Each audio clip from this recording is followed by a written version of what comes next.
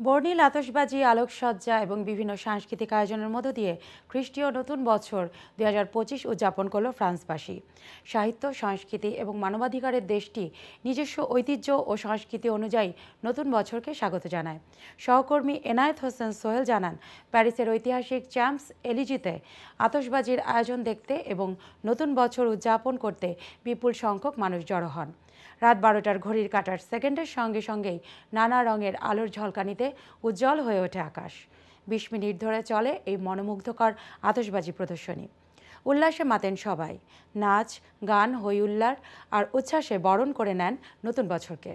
বর্ষবরণ উপলক্ষে চ্যাম্পস এলিজে প্রাঙ্গণে আয়োজন করা হয় বিশেষ আলোক প্রদর্শনী এবং সাংস্কৃতিক অনুষ্ঠানের।